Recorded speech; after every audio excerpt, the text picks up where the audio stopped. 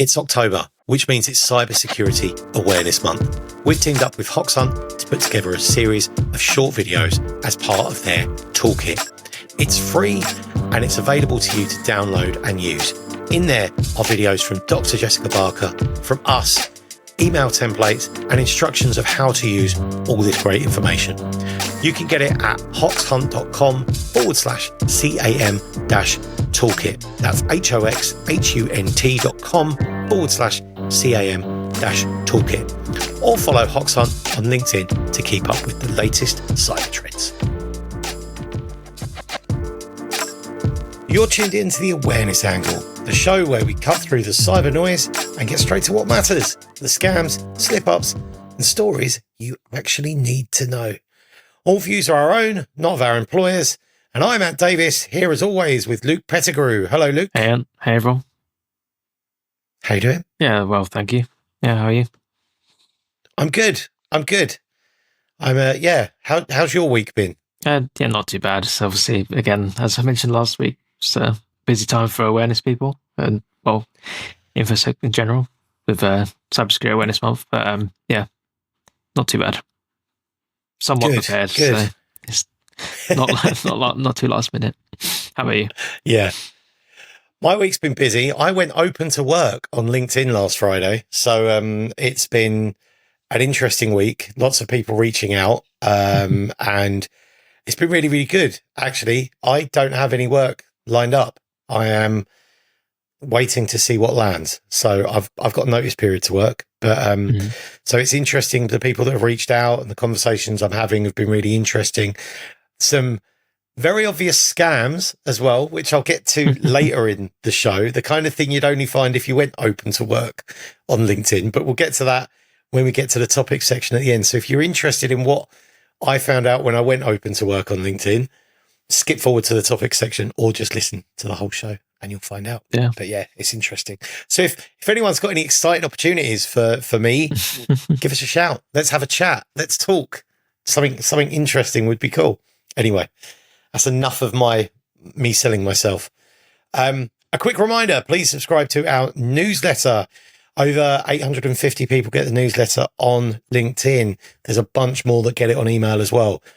If you want to get the newsletter, you can look for me on LinkedIn. You can search for the Awareness Angle on LinkedIn, or you can go to riskycreative.com and sign up for the newsletter to get it in your inbox. Comes out every Monday morning with every episode of the podcast, and it gives you links to everything we talk about. So if you can't listen, if you can't watch on YouTube, you can read. Oh, YouTube. Mm-hmm. Who's got over 500 subscribers on YouTube now? Yeah, we do. We do. Yeah. What's got 4 thumbs and over 500 subscribers? Us. Yes. So we hit 500 subscribers this week. Thank you. Please continue to subscribe.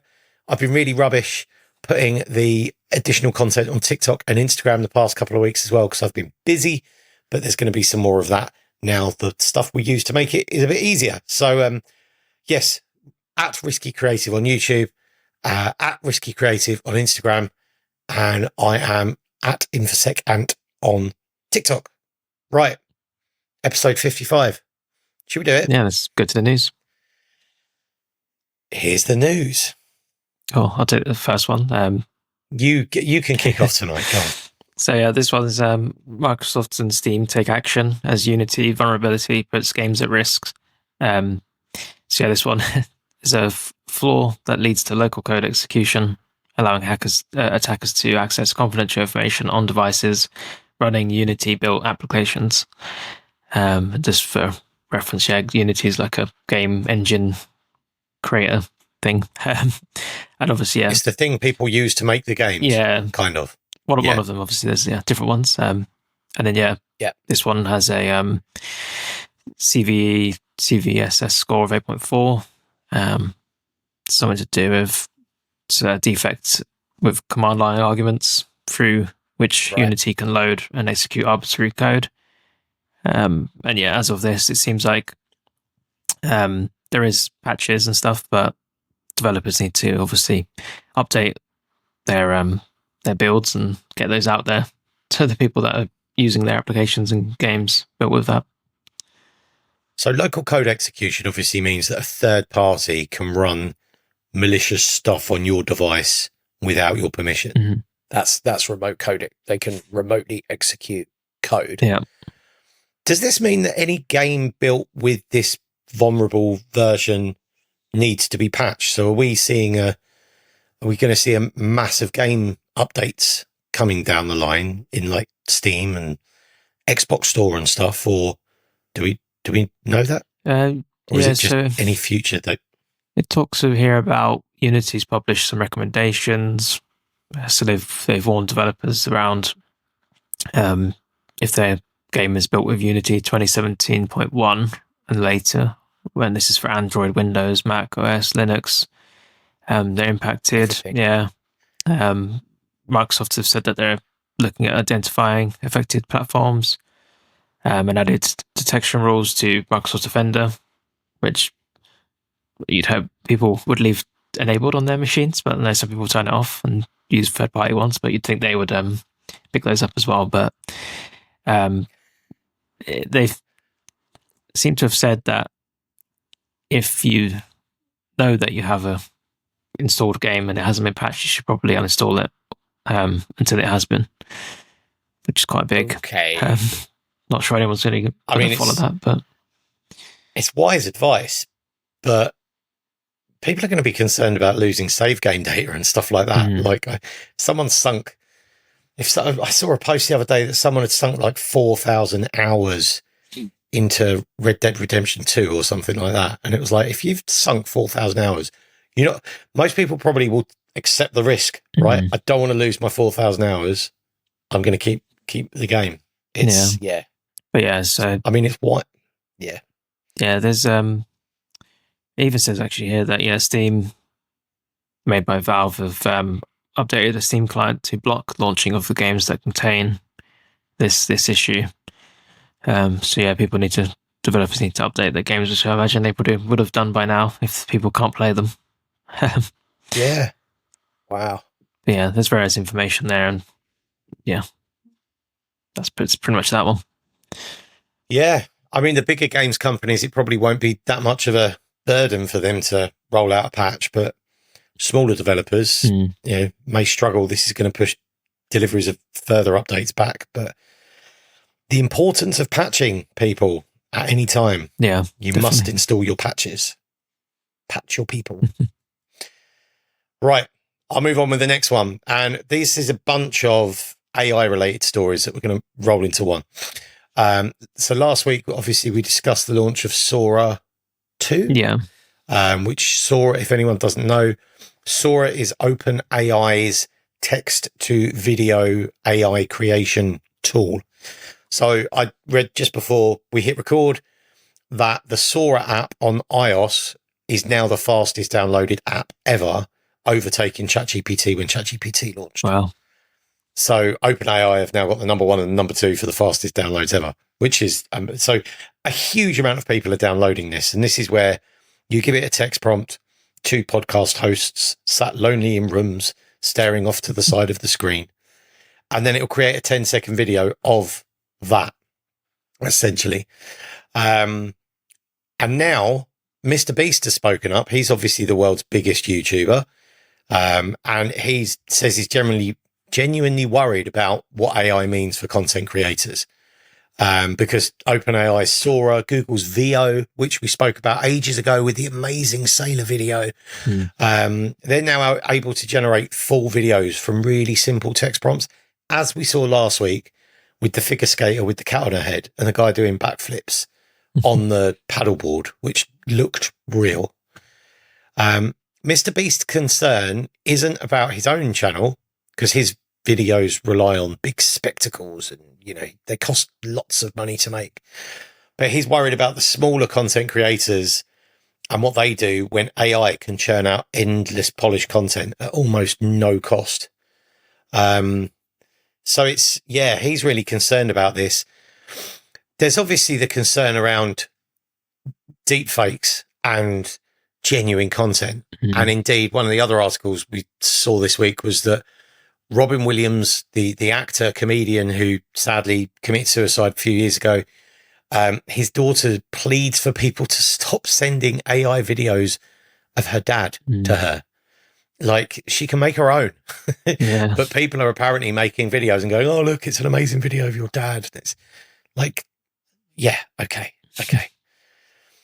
The Motion Picture Association have said that Sora 2, OpenAI's tool, must stop allowing copyright infringement. So this is going to be interesting to see where this lands. I think we're at the beginning, not really the beginning, but I think a whole fresh narrative is kicking off now around this. It's always been there with AI around copyright. Yeah. But yes, the MPA CEO Charles Rifkin urged OpenAI to take immediate and decisive action to address copyright concerns. I mean, it must be quite easy to do, shouldn't it? If someone asks Sora to make a video in the likeness of X, Yeah. go, sorry, we're not allowed to make videos in the likeness of X. That's crazy that it's possible to just do that. The amount of fake videos and like disinformation or whatever, misinformation around influencers and celebrities is just everywhere at the minute. I saw a video. I'm not going to share it because it's not brilliant, but I mean, it's convincing. I saw a video this week with Jake Paul announcing he was gay, and it could have been real. Really could have been real. It clearly wasn't, but the quality now is there. Like, you need to verify everything that you see. Not this podcast. Long continuous shots. Still, these Sora and VO are still maximum of 10 seconds. So if videos are short and choppy, and it's weird because now when I edit these down for Instagram or for TikTok, the whole thing on TikTok used to be, cut frequently to maintain interest. But now you almost want to cut less and go for long, meaningful shots just to add authenticity and make it look more real to prove we're not AI. No, it's quite scary times with that. Wouldn't really want to be an influencer that's being affected by it, to be honest, or a celebrity. No. Again, though, talking about AI and video creation, when we get to my topics at the end, I've got an excellent example of where it's been used for good. So it's a double-edged sword, really, because it does make the impossible possible for some people, but then it also makes bad stuff happen. Yeah. Cool. Yeah. Right, I'll let you crack on with the next one. Yes, the next one's, I think we mentioned it last episode, I'm pretty sure, about the London nurseries, the Kido nursery chain that was affected. And yeah, it was announced that 2 teenagers have been arrested over the cyber attack on this. I don't know if that's everybody involved. Don't know if that's confirmed or anything, but yeah, 2 teenagers have been arrested in connection with the cyber attack. It says here both aged 17 were arrested on suspicion of computer misuse and blackmail, and they were arrested in Bishop Stortford, Hertfordshire, in the UK, and they're in custody for questioning. So yeah, this was the breach of 8,000 children that was stolen from their data, not the children themselves. Names and pictures and addresses. They didn't steal 8,000 children. No. Let's just clarify. And then they started publishing profiles, as we mentioned last episode, and then a lot of backlash, and they stepped back and deleted it. But obviously, they were trying to extort the nurseries, the parents, and quite an unusual kind of response to this one. Didn't we say last week, though, we said like it feels like it was kids and their mum had found out and told them to delete all those files, and it sounded like they'd gone too far. This didn't sound like most of these things that happen are run like a business. They're like a proper business structure with different people with different skills, and there's a carefully thought out plan quite often. This didn't feel like a carefully thought out plan. This felt like opportunistic and, oh no, they haven't paid. What do we do now? You said this was going to be easy. Quick. Oh no, we've gone too far. Let's delete the content. Oh no, my mum's found out. She's confiscated my computer. That kind of thing. It kind of felt a bit like that, didn't it, in some ways? Yes. So, well, yeah, I'm sure we'll talk about it in the future, what happens there. But yeah, Maybe I'll. This has got TV drama written all over it. Like a lot of the things like M&S and Co-op and Jaguar Land Rover. Yes, they're big. They've got like David Tennant playing an MD or something. But this sounds like the kind of, there's probably a reason why these two have chosen this place, or, you know, it'll be interesting to find out more details on things like this one. If it is as unique as it sounds. So, I mean, it's just that they breached it through data hosted on a software service called Family. Maybe they just found a way in, thought it was a good idea, going to get some money from it. But, yeah. It's a shame. They should have chosen the light side. They chose the dark side. But, their skills could have been put to good use. So, it's a shame. Cool. Next story. Right, next story. This is, I'm going to get this name wrong. I should have checked how to pronounce it first. But writer and illustrator Charlie Mackesy, I want to say. There was an article on the BBC News this week, and this is a bit of a cyber story. It's not completely. So he became famous for writing the best-selling book, The Boy, the Mole, the Fox, and the Horse, which is a beloved children's book. And it took 6 years for him to complete his next book because his iPad full of ideas was stolen. So there's an article on the BBC News website about this, and it says, a lot of drawings got stolen from my car.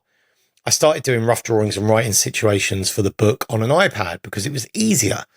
So I basically put together a lot of the pages and it hadn't backed itself up.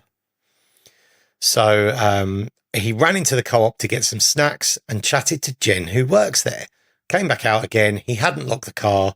He's an idiot. So he said the iPad had been on the passenger seat and that he'd lost quite a lot of the book. So then he tried to remember the parts. So it's only a brief story, but it's the importance of iPad, the importance of backups, and the importance of assuming your backups are working. Assuming your backups are working. When you look, and this was obviously 6-7 years ago, so maybe the ecosystem's changed slightly. I know on the iPad now, if it doesn't back up, you get a notification saying your iPad hasn't backed up in 7 days, for example. And it backs up when it's on Wi-Fi and plugged in. So I think we've seen improvements in the ecosystem since this incident happened. But there's the impact of backups for someone. You know, this is an individual who had to go back to the drawing board, literally the drawing board, because he'd lost all of his sketches and all of his thoughts and everything that he'd put together for his next book. And all of that's gone. Yeah. All because he left the car door unlocked and someone stole his iPad. No, it's not great. I guess another thing is like maybe think about keeping things like that on your person, maybe rather than leaving it in a car. Even if it was locked, it could be broken into. By the sounds of it, doesn't say where it was in the car, but just around being careful what's on the display, I guess. It's interesting because I always, whenever I come home from work, go to work, I always put the laptop bag, so it should go in the boot. And I normally put it in the boot, but I'm just thinking yesterday I put it in the footwell behind the driver's seat. But I do have tinted windows in the back, as a lot of cars do now. Yeah. So, yeah, I think really consider where you're putting your stuff. And yes, it's inconvenient. If you're just popping to the Co-op or coming back, then you can just chuck it on the passenger seat. But people will take stuff, and it's the inconvenience of it. You know, make sure you've got your backups turned on. Make sure your backups are working. If you're out of storage, your iPad, a lot of people don't pay for iCloud storage, and they'll just live with that notification that it's not backing up. iCloud storage is less than £1 a month, and it really, really is worth it. Yeah, definitely. So, yeah, it's worth the cost, especially if you've got important stuff on there. Just reminded me as well, this story about the books. Did you want to quickly touch on that one you shared with me about the publisher Puffin, about the URL that had been taken over? Yeah, let me just get that up. That's a really good point. I shared that with you thinking I'll bring it to the show, and I completely forgot. Right, so my wife works in a school, in a junior school, and they got a notification that came directly from a publisher. Let me just, where's it gone?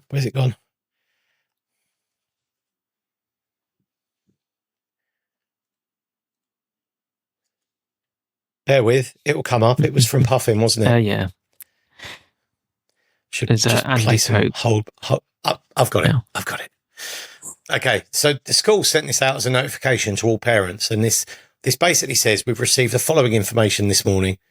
The children's publisher Puffin has issued an alert regarding books authored by Andy Cope, including those of Spy Dogs, Spy Cats, and the Spy Pup series.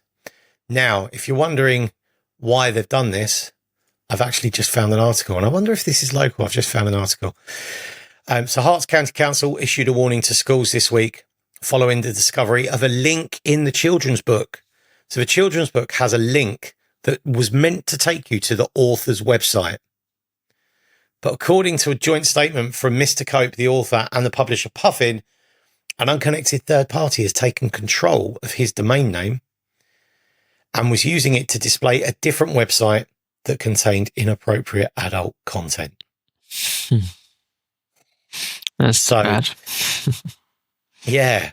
I mean, why? I mean, come on. So, Andy Cope, his website has been compromised clearly, or had been. It might not be now, but it definitely was.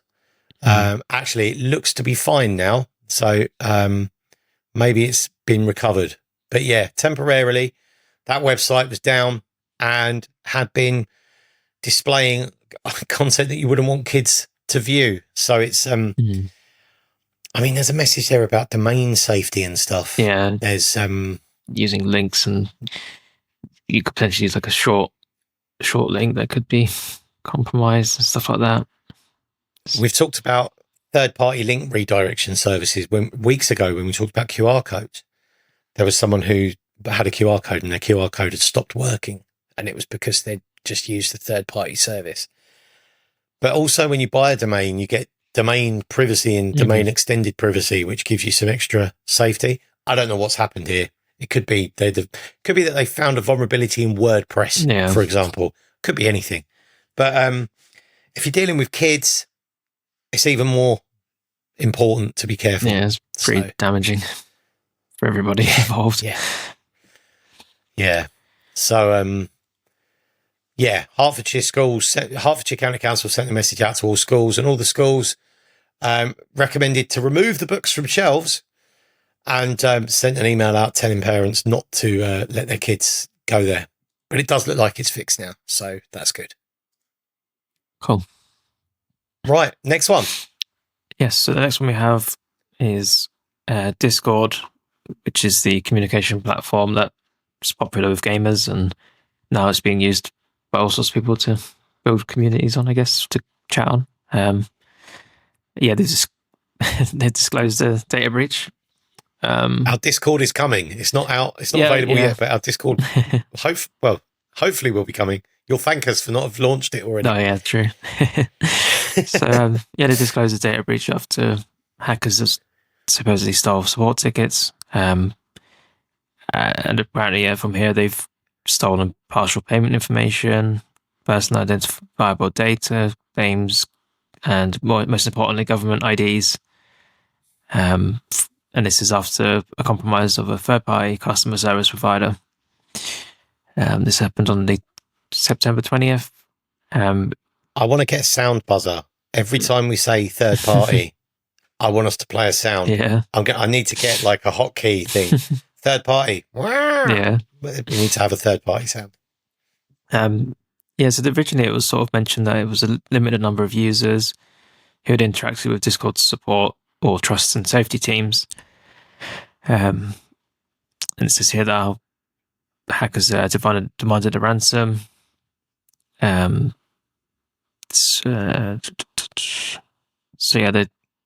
Discord disclosed the incident publicly, saying that they took immediate action to isolate the support provider from its ticket system, and investigated that.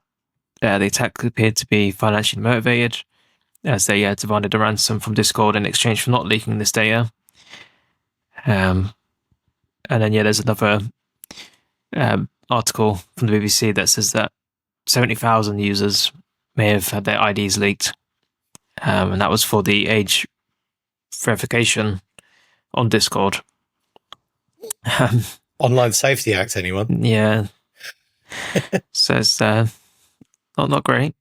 A lot of obviously personal information there, some credit card details or partial details, but no full details on payment or passwords or messages beyond the chats with customer support. But obviously, yeah, government IDs have been leaked from that. I do wonder why they're keeping hold of them. Mm. And I'm pretty sure a lot of the verification services have said they only keep them for a limited amount of time. So it's interesting that Discord have got a database full of government IDs. Surely they could say they've checked them, like, or encrypt them or something. Like, yeah. I'm not sure why you'd need to keep them once it's been verified. Just make it expire and then the verification expire if they want to, and then reapply and then delete them. But yeah. It's kind of, it's really tricky, isn't it? Really, really tricky. What to do. So it's third parties again, like Discord have done everything they probably could, and they may have really strict, tough third party like processes in place. But if that third party gets compromised and that third party's got access to their systems, this is how everyone's getting done. Yeah. Not everyone, but a lot of people. It's third parties. Just look for a weaker link in the chain to get in. It's quite concerning. It says how there's an article, well, again, that says about how it's worse than it's sort of it's been publicized by Discord, but there was sort of conflicting information on what the attackers said they had and what Discord confirmed. But this claim of over 1.5 terabytes of data, most of it is like support tickets, but there's 8.4 million tickets there. And it says something about they accessed the internal Zendesk instance, which allows them to also perform support tasks such as disabling MFA or looking up a user's phone number and email.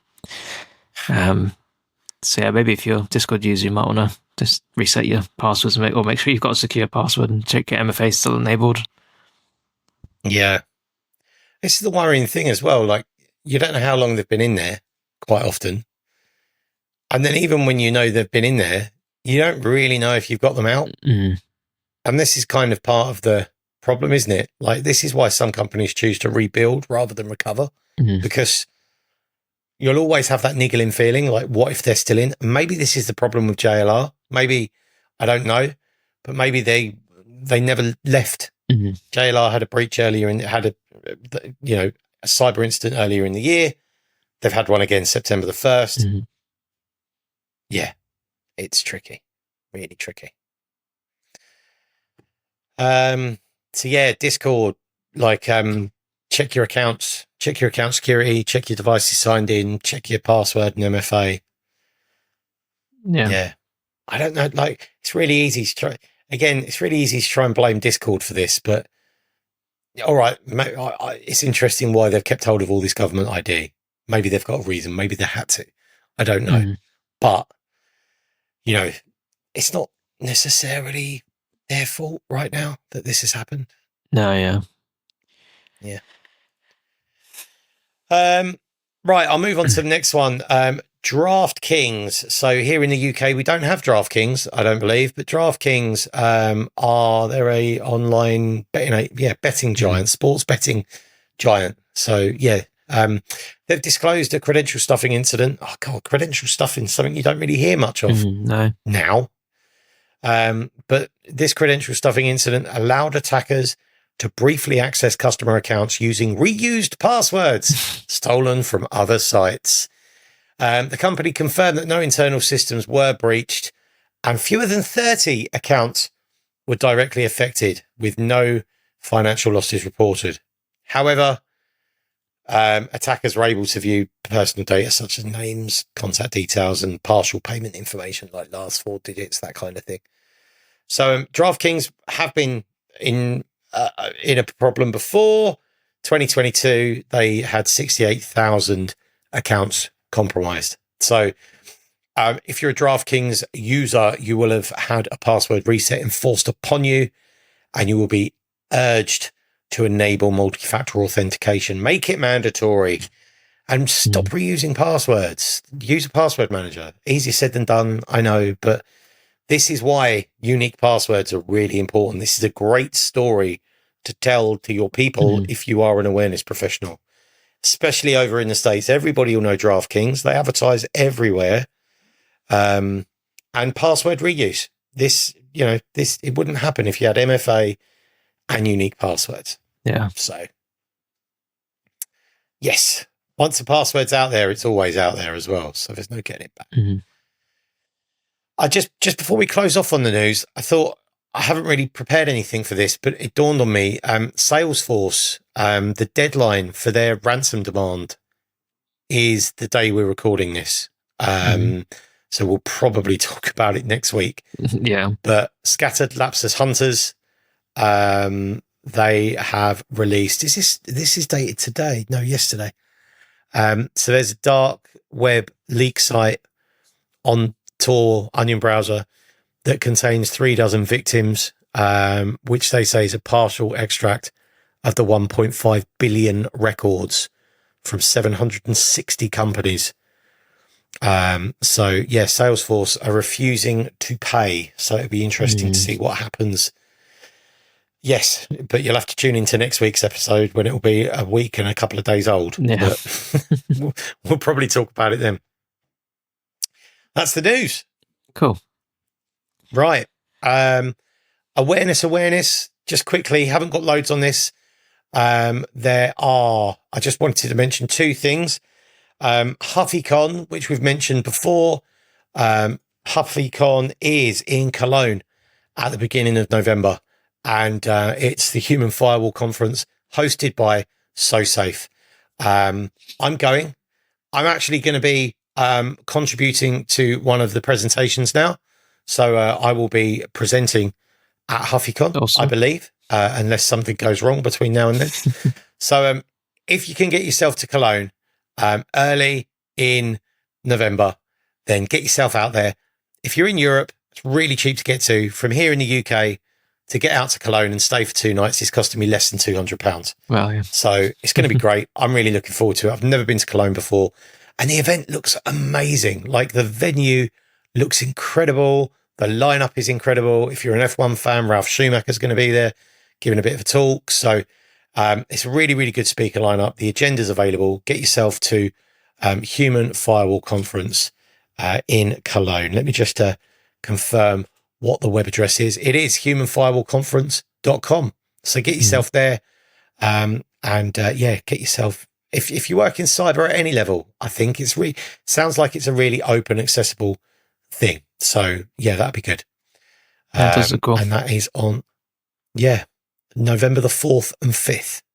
The venue looks incredible. Yeah, So and that does look really, really professional. Yeah. I like their the branding's quite cool as well. And the robotic suits. I want to see a picture of where are you on there?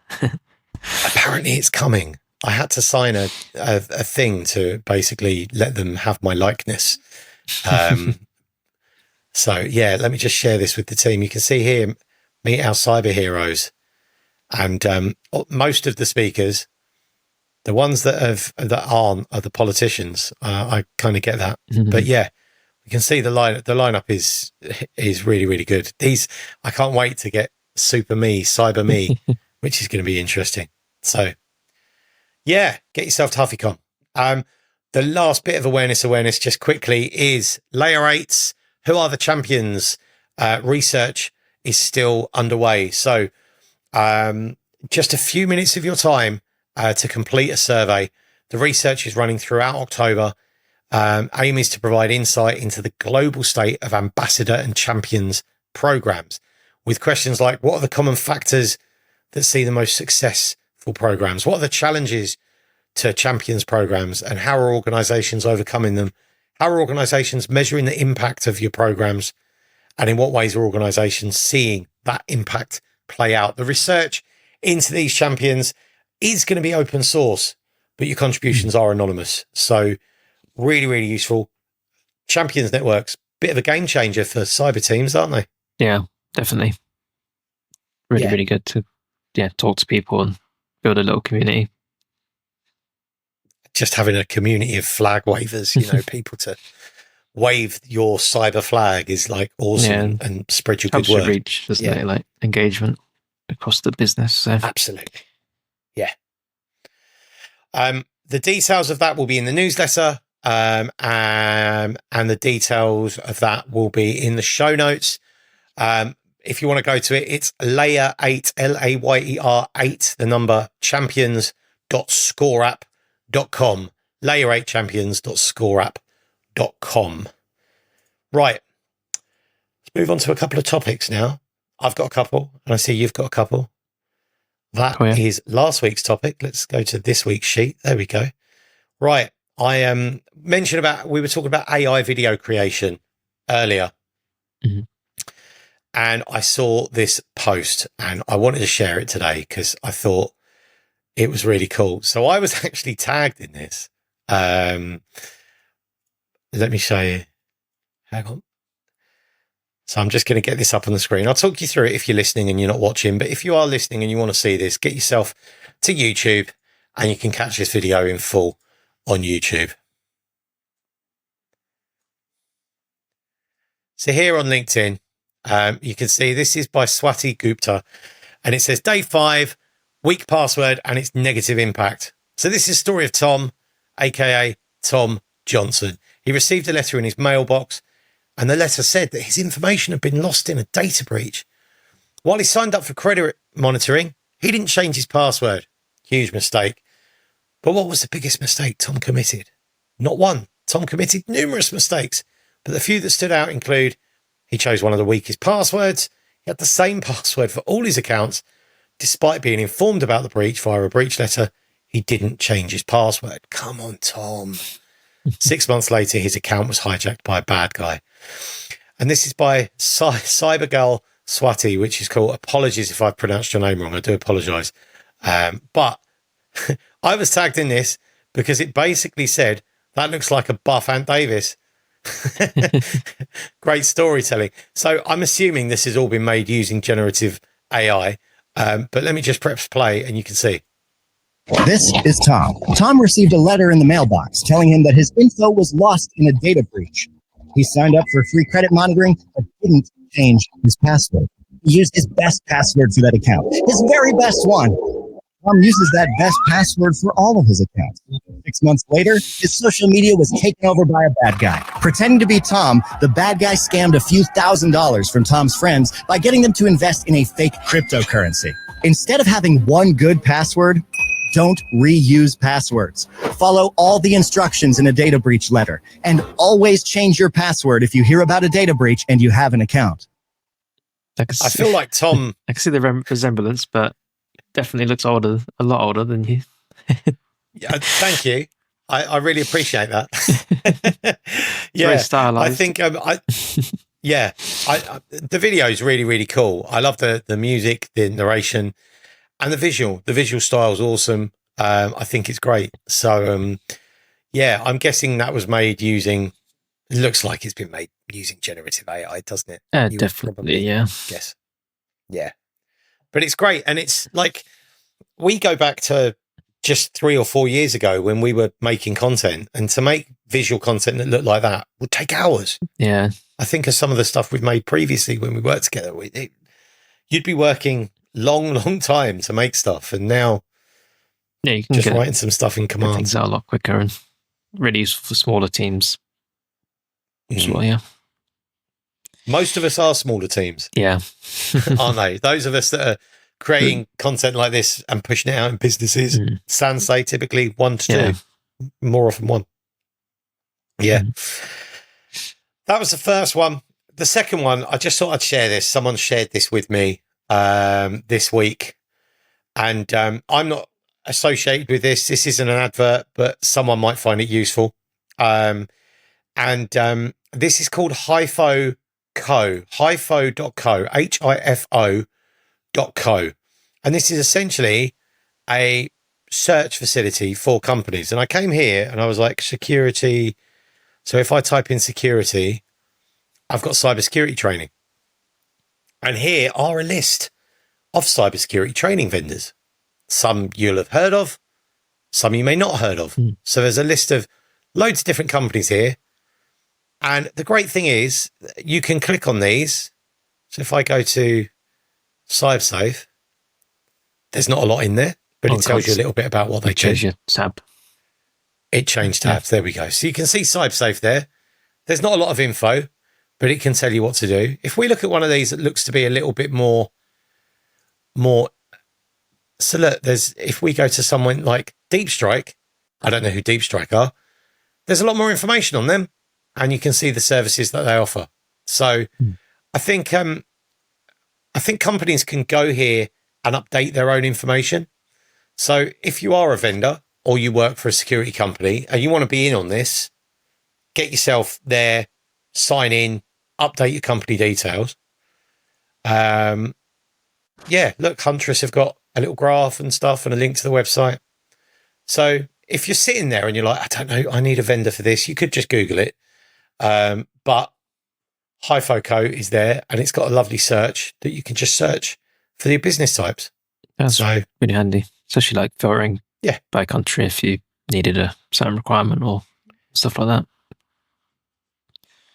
I didn't even clock that you could filter by country. But you can.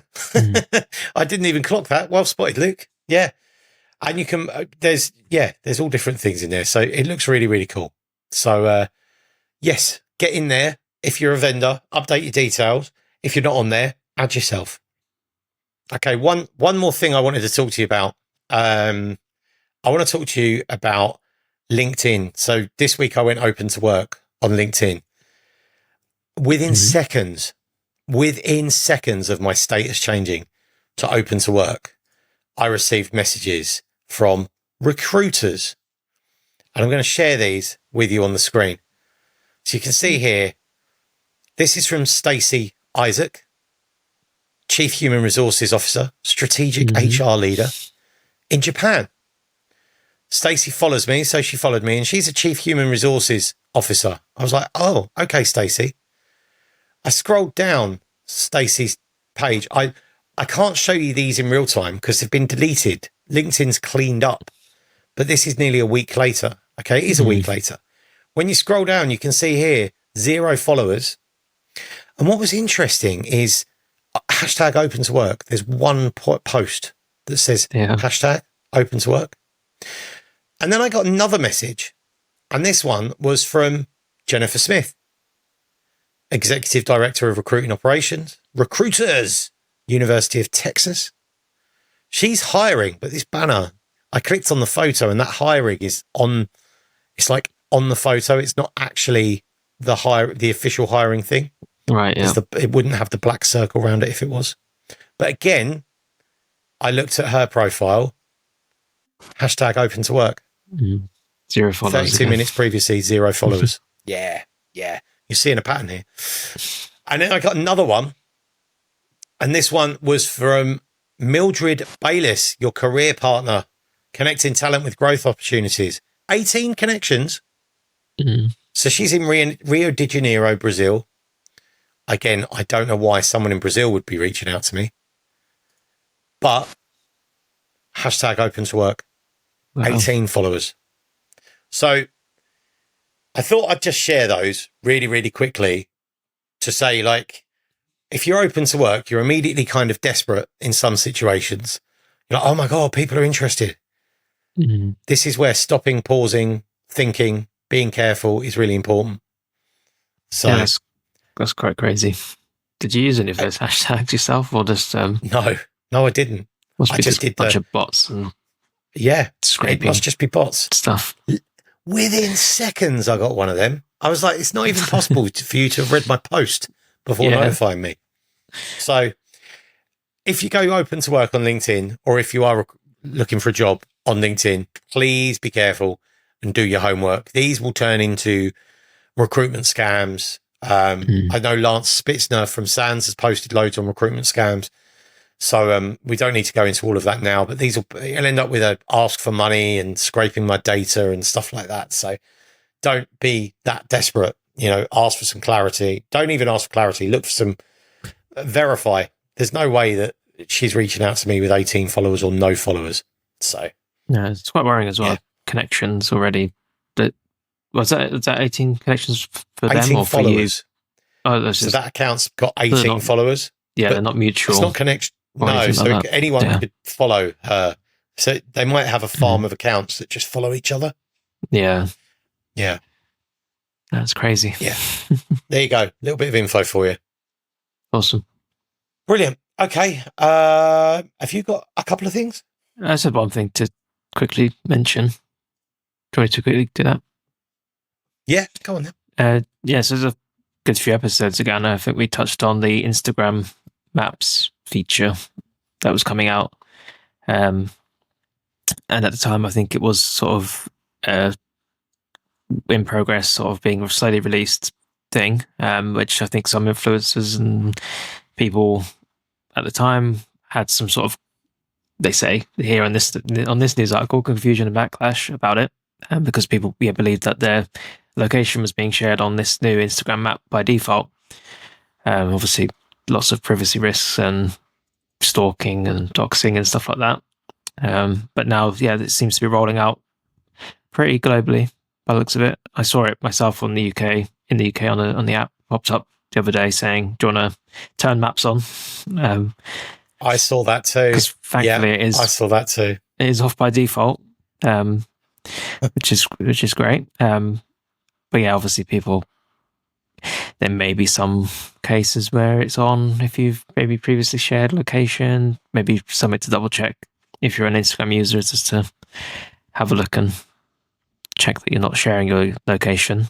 And probably one for parents to think about as well with their children using Instagram. And it's obviously not just Instagram, Snapchat have a feature for a long time, the map feature, which shows you the location in real time, or at least your last active location. It was August 11th. We talked about that. It was the episode on August the 11th. I thought it was longer ago than that. Do you know what? This amazes me, right? I have a 13-year-old daughter. She shares her location on an app called Live 360 with us. Like, we've got a family circle. You create circles of like people, and then you can see their location. So we as a family have got a circle set up. She's got a circle with two of her friends. Or she had. I don't know if she still does. Right. Because she's 13. 13-year-old girls and boys fall out all the time. But literally, when she was in that circle, she could see where her friend, they're just sharing their location all the time. And then, it's like, then she came out of a circle and one of her friends are like, why did you stop sharing your location? And it's like, you really need, I had to have a conversation with her about privacy and like, the danger that could cause. And all right, it's just her friends, but it's, and this happens. I remember it's the same on Snapchat. I don't use Snapchat anymore. I've probably got it deleted, but I downloaded it again a few weeks ago and I went to Maps and I could see where some guy that I hadn't spoken to for like 7 years, I could see exactly where he was at that point because he still had his Snapchat location on. Yeah. And he still used Snapchat. So I'm like, 7 years, like, who did you know? Like, there's people I was friends with 7 years ago that I'm not friends with anymore just because people change, life changes. Yeah. But do you want those people knowing where you are? Yeah. I don't really see the point of it, to be honest. At least not. Maybe like this younger generation. Temporarily for a post or something if you tag a location, but real time. Yeah. It's a bit much. This younger generation, it's pretty terrifying, I think, the amount of data that they share and they don't really think about it.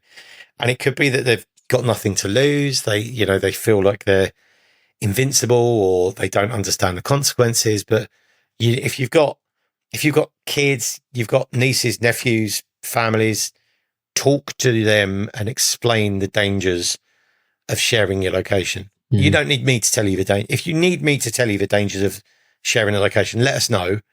and we'll knock up some quick content to share with everyone. But it should be obvious. You don't want people knowing where you are all the time. Mm-hmm. So, No, yeah.